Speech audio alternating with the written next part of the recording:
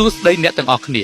តើអ្នកធ្លាប់សួរខ្លួនឯងទេថាយើងលេងហ្គេមដើម្បីសប្បាយឬលេងដើម្បីសន្សំកំហឹងថ្ងៃនេះខ្ញុំចង់និយាយខ្លះៗទាក់ទងនឹងការលេងហ្គេមបែបវិជ្ជមានមកជជែកជាមួយមនុស្សទាំងអស់គ្នាព្រោះថាវីដេអូនេះមានតែមនុស្សទេទើបស្ដាប់យល់ស្ដាប់ហើយមិនជេរខ្ញុំជាការពិតណាស់ហ្គេមគឺជាការកំសាន្តមិនមែនជាសមរភូមិជីវិតគោលបំណងធំនៃហ្គេមគឺការសម្រាកពីភាពតានតឹងបើយើងយកភាពតានតឹងពីក្នុងហ្គេមមកបង្កើតជាចំនួនក្នុងបណ្ដាញសង្គមវាមានន័យថាយើងកំពុងចាញ់ឥទ្ធិពលនៃហ្គេមហើយបណ្ដាញសង្គមគឺជាកញ្ចក់ឆ្លុះបញ្ចាំងពីបុគ្គលិកលក្ខណៈរាល់វីដេអូឬ comment ដែលយើងផុសវាមិនត្រឹមតែបង្ហាញពីអ្វីដែលយើងគិតនោះទេប៉ុន្តែវាបង្ហាញពីកម្រិតនៃភាពចាស់ទុំរបស់យើងទៅកាន់មនុស្សរាប់ម៉ឺននាក់ក្នុងផែនទីមានផ្លូវច្រើនសម្រាប់ដើរតែក្នុងបេះដូងអ្នកលេងហ្គេមគួរមានផ្លូវមួយដែលហៅថាការយោគយល់ការលេងចាញ់អាចត្រឡប់មកឈ្នះវិញបានតែពាក្យសម្ដីដែលជេរប្រមាថគ្នាវាអាចនឹងបន្សល់ទុកនៅស្លាកស្នាមមិនល្អជារៀងរហូតមកលេងដើម្បីសប្បាយមិនមែនមកលេងដើម្បីសាងសត្រូវឡើយជំនាញដែលខ្លាំងបំផុតក្នុងហ្គេមមិនមែនជាការសម្លាប់បានច្រើននោះទេប៉ុន្តែគឺជាការរក្សាចិត្តឲ្យស្ងប់នៅពេលជួបបញ្ហាបើមានគេឌឺដងមកយើង